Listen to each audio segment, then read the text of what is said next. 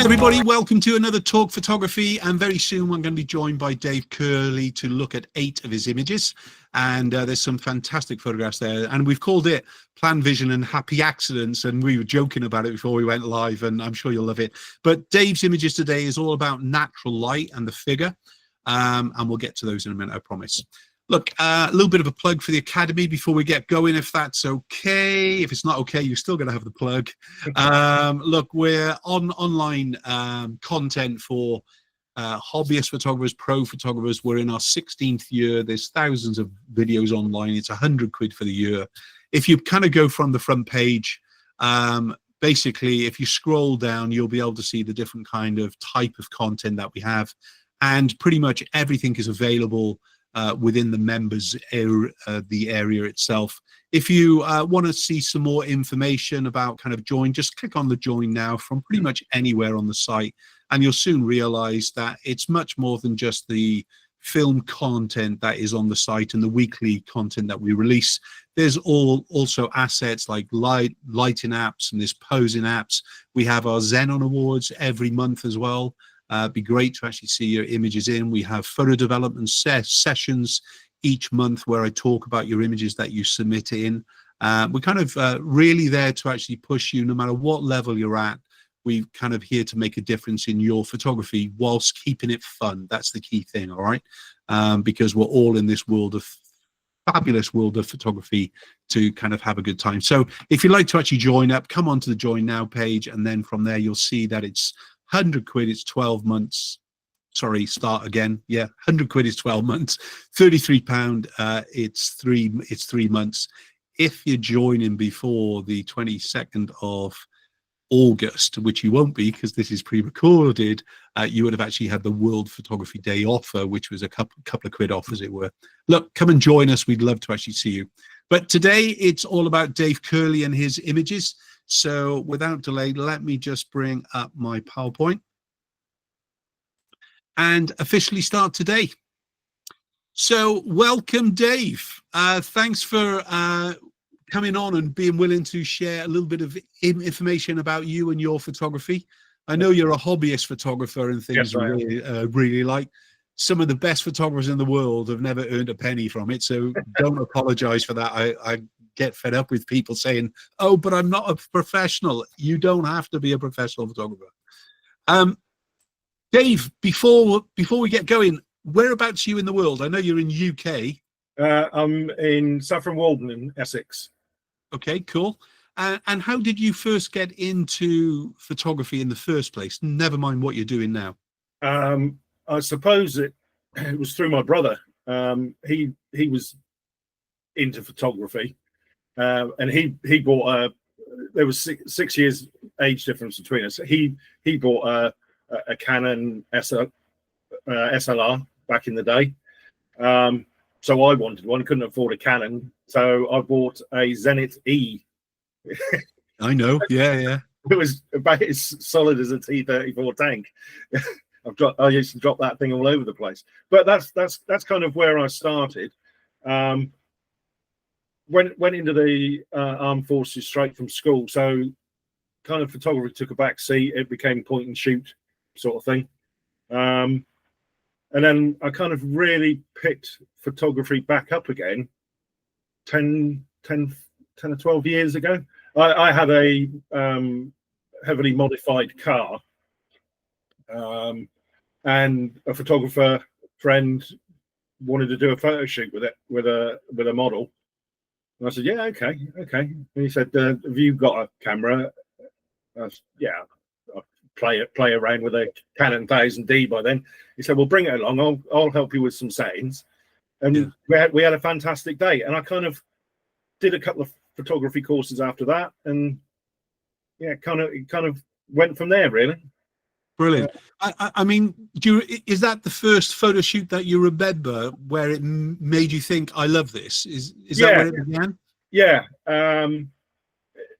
it was, because there seemed to be, I seemed to get a real kick out of, you're chimping on the back of the camera, or I was a lot, seeing what I'd taken, and there was a couple of shots that I took where I looked at them and I thought, blimey, that's really, really good. I like that. And shortly after that, I joined Purple. And I think I put those 2 pictures up as my joining pictures, and a couple of others.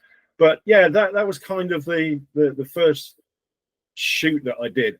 I probably didn't do another shoot for about a year because I was doing courses. I thought I need to learn how to use my camera, for the most part, until that day I'd never used it in auto. I'd never used it in manual. It was all in auto. So yeah. it was kind of, I guess I need to go and learn how to do it. So I did some courses with a guy locally who ran photography courses, and yeah, sort of took it from there really. Very cool. You mentioned on your Purple Port bio about Helmut Newton, Mario Testino, Sean Archer as well. Yeah. What do you take from each of them? Helmut Newton is very much the texture of his pictures. A little bit of weirdness as well, but it's the texture that he brings in through tone control and all that sort of thing, and putting a little bit of grain back in.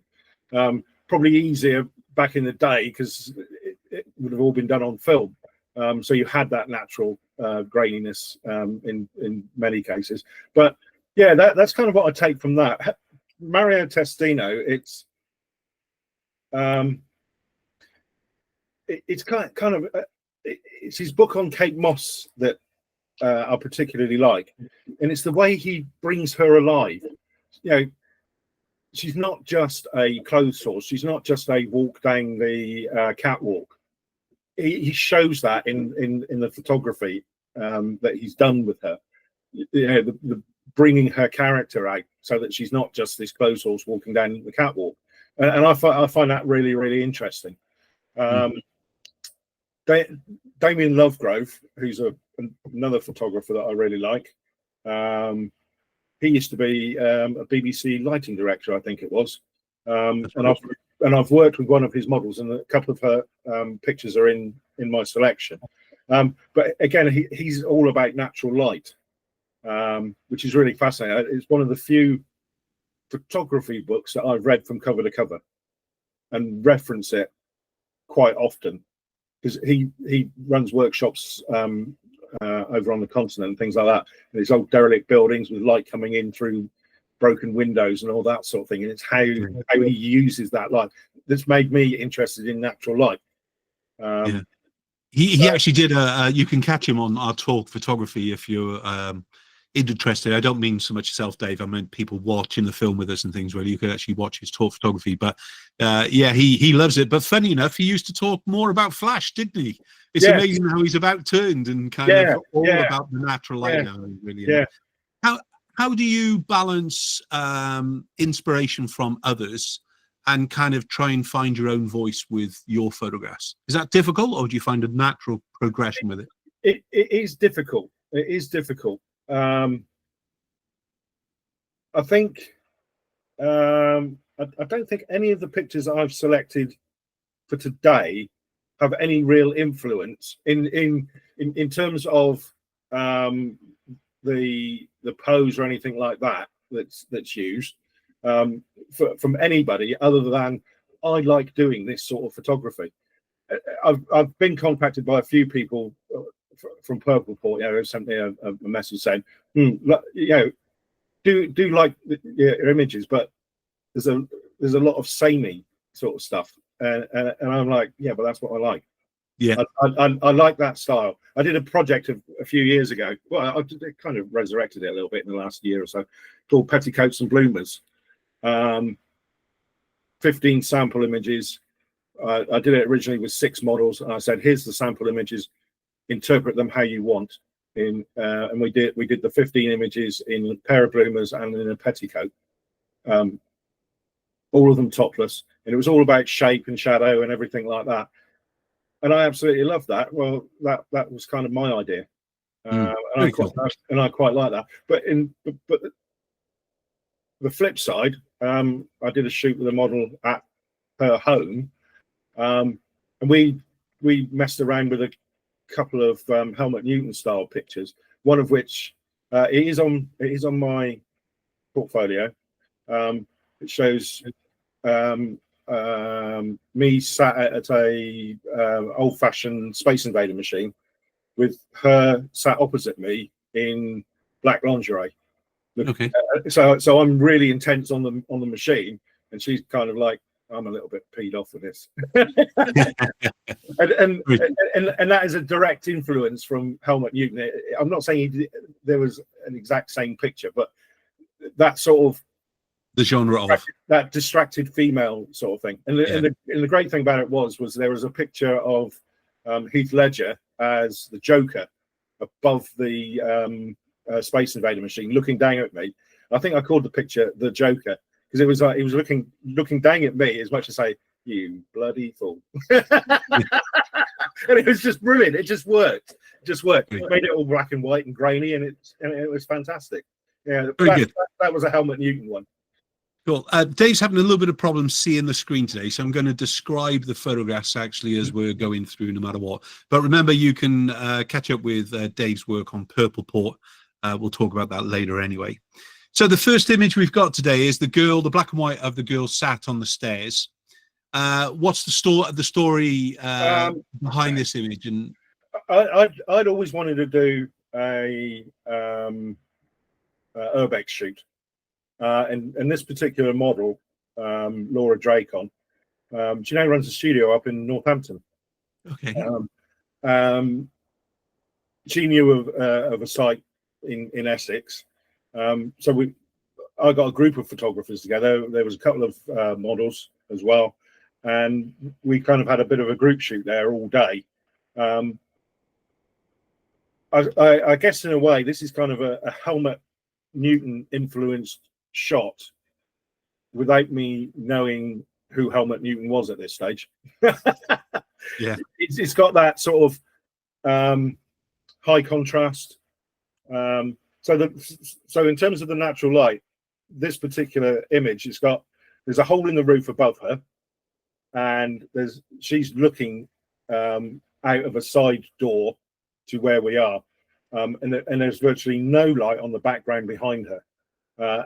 So with her in sort of the get-up that she's wearing, she sort of leapt out of the picture, really. The color version, no, she doesn't. But in the black and white, adding a bit of contrast to, and playing around with the shadows and the blacks and everything, really managed to get her to jump right out of the picture. So I like it for that reason, and also it was one of the first pictures I ever submitted for publication, and it got picked. And I got a critique from the editor, about it, and those sorts of things are really, really, really helpful when you're first starting off. Was it a lucky shot? Possibly, but it kind of works. I like it for all those reasons that she's looking towards the light. There's light above her, and it throws the whole background into darkness and makes her leap out of the picture. I like it, but there is enough light behind her that it makes you look past her. If you look down the sort of right hand side of the picture, there's just a twinkle of light down there that draws you a little bit further into the shot.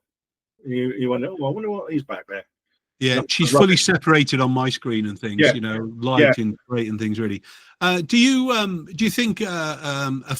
I got to say that I think this is the best black and white quality in the series that you're showing me today. Mm-hmm. Okay. This has that Helmut Newton deep blacks, whites, and kind of sharpness and everything else with it and things. Whereas I think when we start to look at some of the other black and whites, they seem to be a little bit flatter. A little bit more kind of grayish and things, which I love as well. But this, as soon as you said the Helmut Newton-esque with it, it definitely fits into that kind of level. Do you think a photographer needs to have a defined style? I know you can't see the image, but you've got it on your screen. No, I don't. I've said in the past on my profile, the bit about myself. I always say, I've said, I'm still trying to find my style. I photograph and edit in a way that I like to. The shots are for me, if you like. So I edit them the way you want, the way I want to see the image. Not necessarily. All right, if I'm saying, oh, I could make that look like a Helmut Newton shot. Well, I'll give it a go. Yeah, like you said, yeah, it takes a little bit more involvement. You've got to, well, you need to mess around with the color shot first to bring out certain tones, and then flip it into black and white. I've got a really good high contrast preset in Lightroom, so I can flip backwards and forwards quite easy because you just run the cursor over the top of it and it flips it, and you go, oh no, the face is too light, so I can play around with the reds and the oranges to bring that back a little bit, or whatever. So I can flip between color and black and white quite easily. Very good. But in terms of style, no, it's whatever I feel like doing at the time. Really, different models, different styles. That's the other thing. Yeah. The next image we've got is a side-by-side, a color and a black and white image of the girl sat by a window with the white sheet. Yes. Why the two images? If you put them side by side. I just wanted to show, and it doesn't perhaps show quite so well in the color as it does in the black and white. I wanted to show how I brought light back in, because her leg that is bent at the knee, sort of upwards, that was quite dark, even though she sat by the window, because of the angle that she's at, and the fact that I didn't want too much light coming in, so I had a couple of polystyrene boards covering the windows behind me, and I just wanted to show, you can play with natural light in the same way that you can play with a studio light, but instead of pressing the button to click up through the stops on the light, you move things in and out to throw light back in or throw light away from.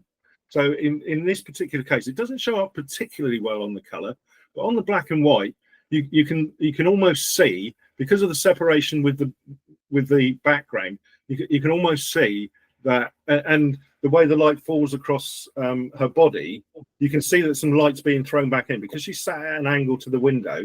You'd think that from sort of almost, if you drew a vertical line down through her nose, you'd think that the color or the tone would begin to drop away a little bit more than it does if I hadn't thrown some light back in. And all I used was a circular white reflector, propped up on my knee.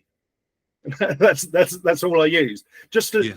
I just wanted to throw a little bit of light in, and I use that because I could take a shot, and if it didn't look right, I could just rotate, turn it a little bit on my knee, as it were, a little bit more, a little bit towards her or anything like that. It was a nice simple thing to do, rather than having a big polystyrene board behind me, or trying to shoot around it. So it's kind of what I wanted to show was, don't be afraid to experiment, because we all do it with studio lights. We all go to our favorite setting if we're in the studio, so 7.1 and 100 ISO and all that sort of thing. And we've got the lights in sort of mid area, and and we know what we're doing. But sometimes you think, well, if I just went up or down a stop on the light or on the camera or whatever it is, I can alter the picture, and we're fine doing that in the studio.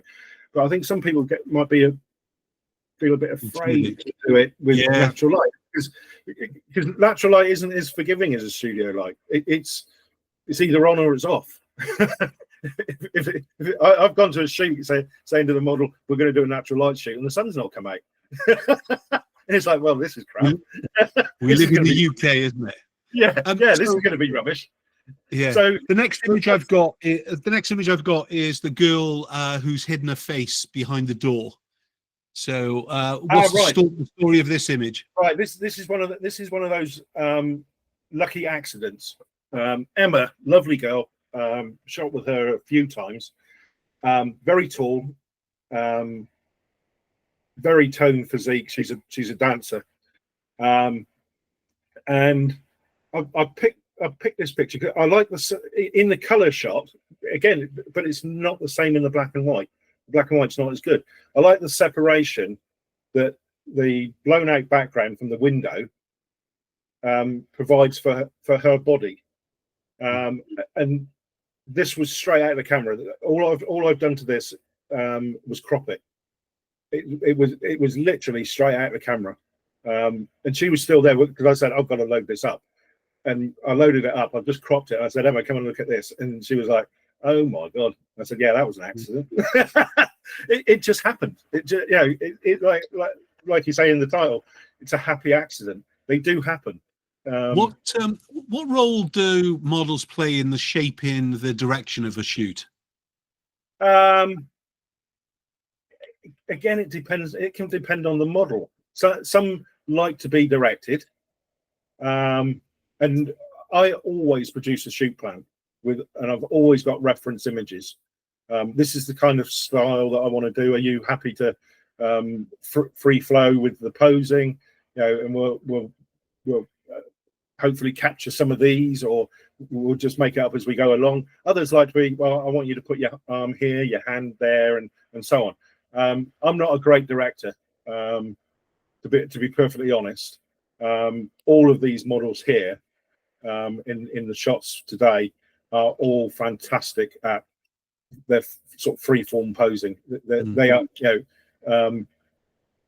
the last shot, that's AJ the model. That was part of a 2-hour studio day. I did a 2-hour studio day with her. Sorry, first time I shot with her. 2 hours, 383 images. It was just bang, bang, bang, bang, bang. I've never seen anything like it. And every I think I chucked out, as in I can't really use that. Probably maybe a dozen pictures. Okay. It was just incredible. But then you get another model where you might only get 120 because you've got to direct it. You've got, but that's fine. All models are different. Let's move on to another image. So this is the shot now, close up and a distance shot of a girl with a hand by her head. So she stood next. This was at the Loft Studio in Colchester, and they've got a really big. It's an old almshouse, old storage place. So they would have pulled sacks up on a crane above this window. So it's quite a large window, and I kind of picked it because it's almost like they don't give up on a shot, because the left-hand image is like the full image, and that's the one that I originally edited and posted. And it wasn't until I think it must have been during COVID. Nothing was happening. A lot of us photographers were going back to our images and saying, "Oh, I wonder if I can do that differently," or playing around with Lightroom and Photoshop with different images to see, to learn new tricks, and if you like. And I just zoomed in on that picture, and it was the first time I realised how the clarity of her eyes. The eyes are absolutely incredible, and I didn't see it before. And funny enough, the shot, it was either the shot before that or the shot after it, I did do a cropped version of it at the time, and I thought, oh, those eyes look okay. But it wasn't until I did that shot, it was like, wow. And it's all about, because the funny thing is, I got the shot I wanted by bringing her hand up the way it is, because the palm of her hand, the first test of that shot, the hand wasn't there, and I think that's why the eyes didn't. They looked okay, but they didn't look great, because the side of her face away from the light was a little bit too dark. So I said, just bring your hand up to the side of your face, and there's just enough reflection on the palm of the hand to throw just a little bit of light back in, and it lit the eyes up.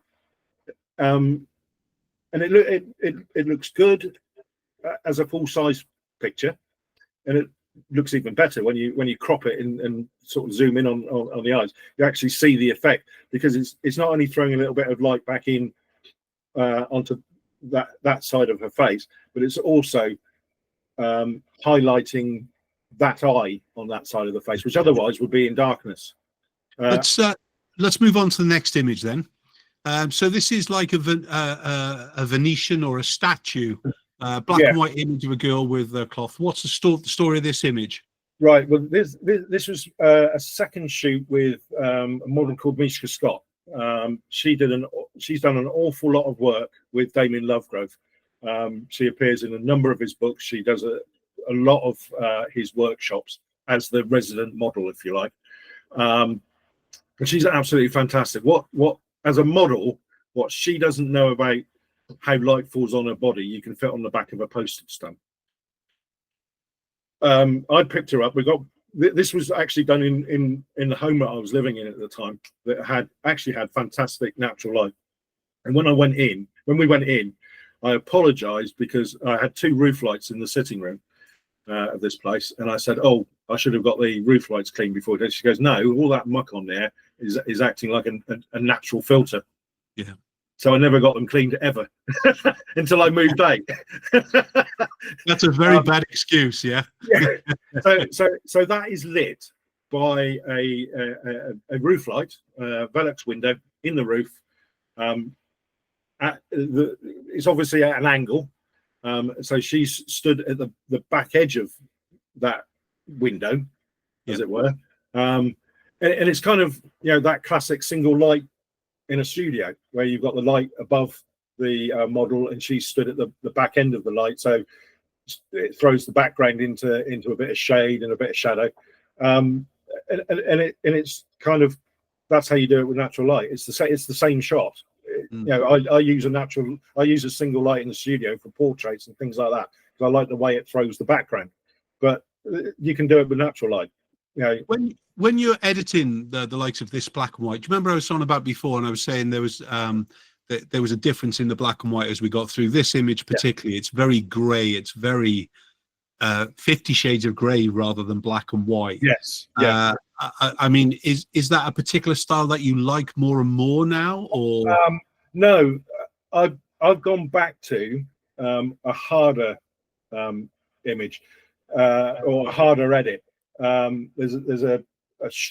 only just posted it on Purple Port. It's actually a studio shot of a model called Ashley Ray, and it's a black and white, and it's a very hard edge to it. It's back to the sort of, that's a Helmut Newton style edit. Yeah.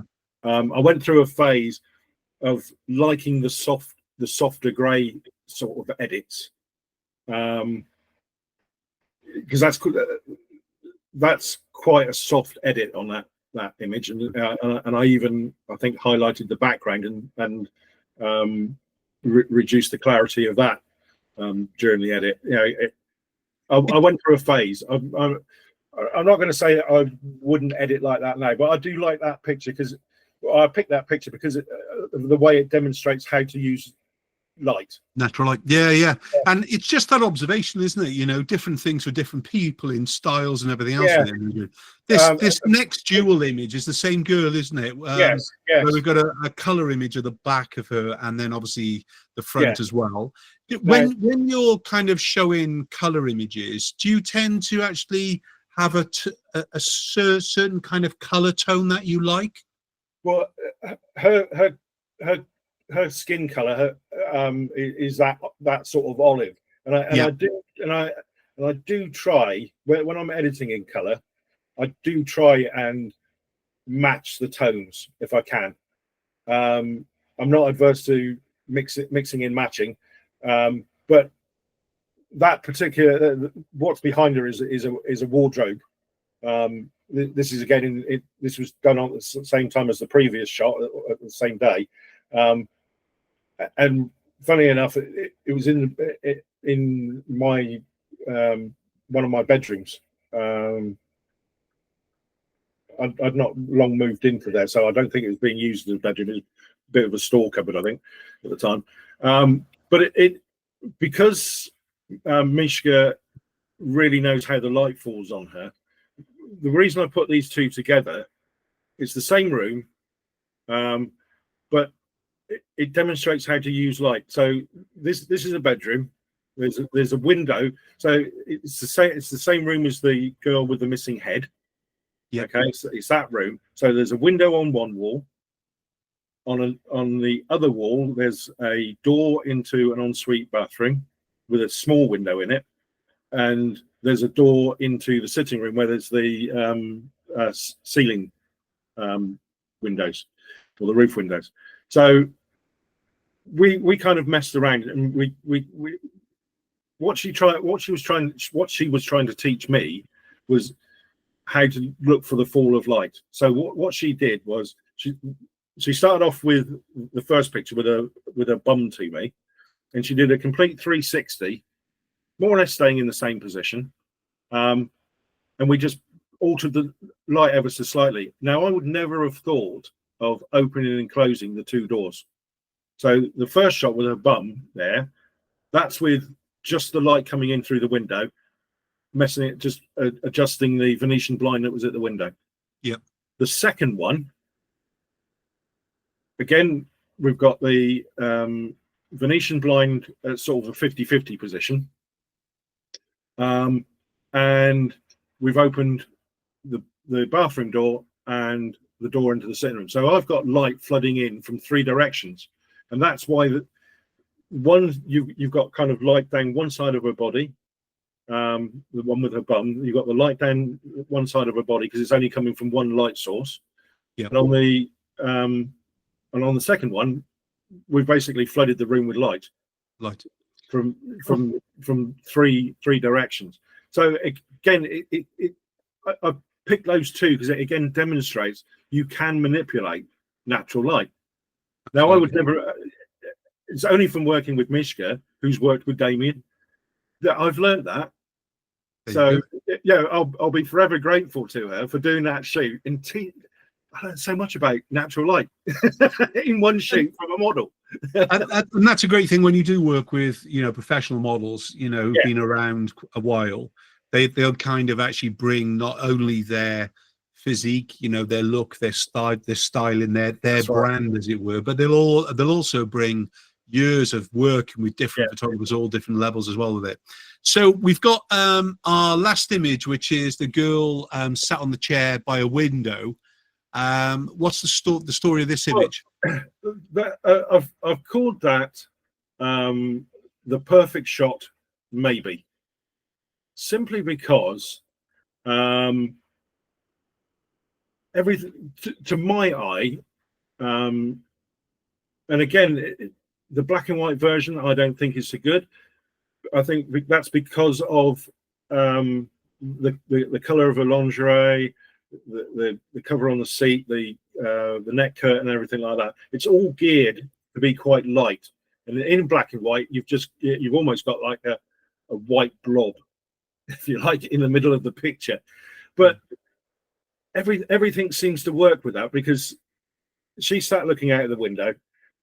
So we've got good light on one side of her face, but her head's at just the right angle that it begins to fall. The light begins to fall away, and it falls away right the way across her body, her upper body, and the leg that's down to the floor. You've got one side that's light, one side that's dark, and the leg that's folded underneath. The thigh of her leg is lit, and then you've got the shadow from her other leg concealing the shin, and then you've just got a little bit of light creeping in underneath the chaise longue, and you're obviously picking up the white of the sheet on the seat, which throws a little bit of light back in, but also helps to separate her into the picture, as it were. It kind of makes you focus. Now, we did a couple of versions of that.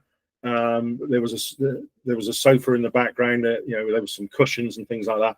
It just cluttered the background, and I thought, no, I do like a plain background. A lot of my studio work is against a grey black background. I can't be bothered with the fuss, if you like. So we took out the fuss, and I don't know. Is it a perfect shot? It's a lovely shot, and I'm sure everybody will have their own opinion of it. But everything works about it. Just the way the light falls away as you move across her body. She's sat at a very slight angle, which helps with that, and you get a little bit of light thrown back in from behind. Right. It brings all the elements together, I think, for me. So nice shot. Dave, thanks for sharing those images. A couple of questions before we finish. I've just got your Purple Port page on site now and things, really. If you want to go over and see more of Dave's work, then actually go over to Purple Port. Remember, there's free sections on there as well. You don't have to sign up.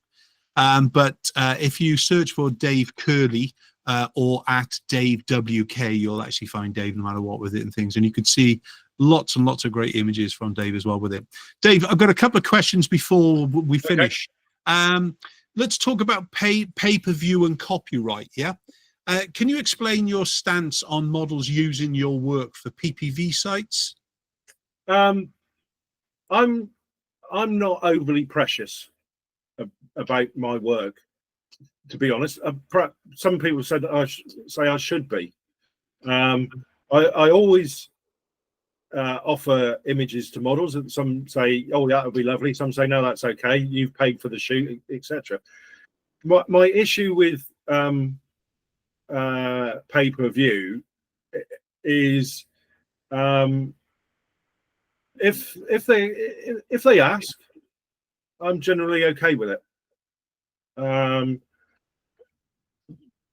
Not so much the OnlyFans, but Patreon is a little bit classier.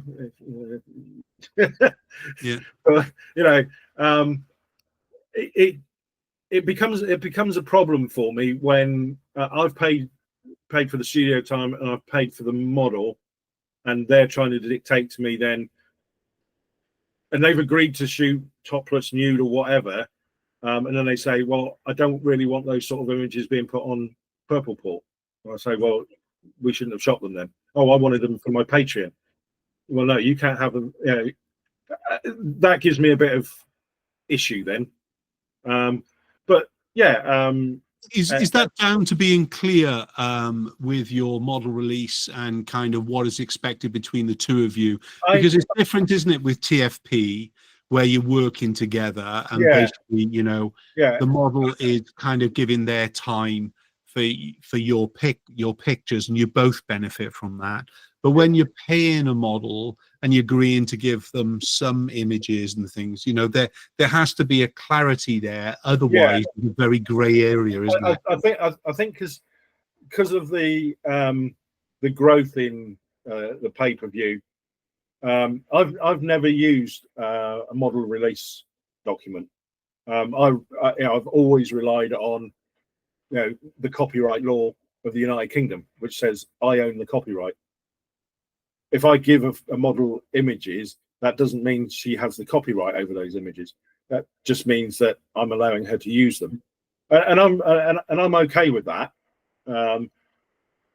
It's when they start using them without permission.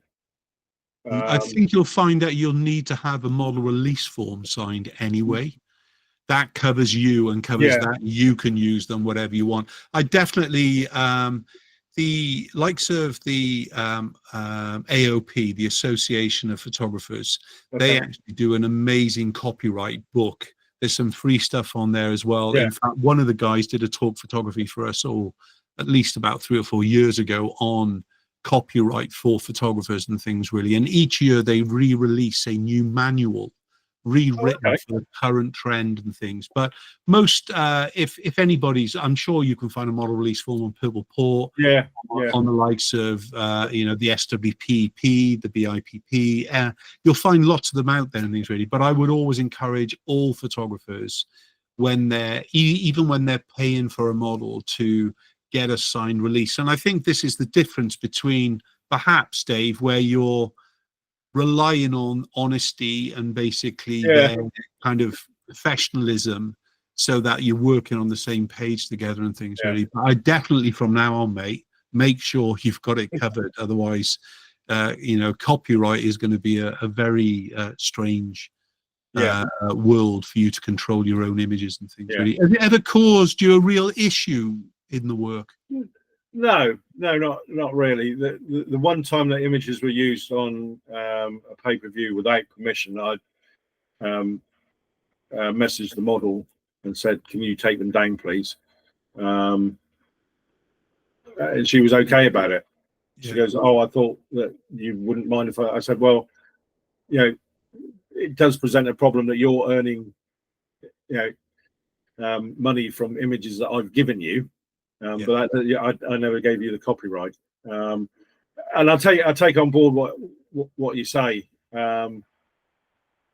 I think it's just going to get worse and worse. I think it is. Yeah, I think you're right. Because I think I've now put it on my Purple Port there that if you want to use them for Patreon or any number of these pay-per-views, that's fine. But tell me beforehand, and we'll negotiate a different price, because I'm not going to pay you your full modeling fee if you're going to be making money out of it, or we agree to a 50-50 share of whatever you make.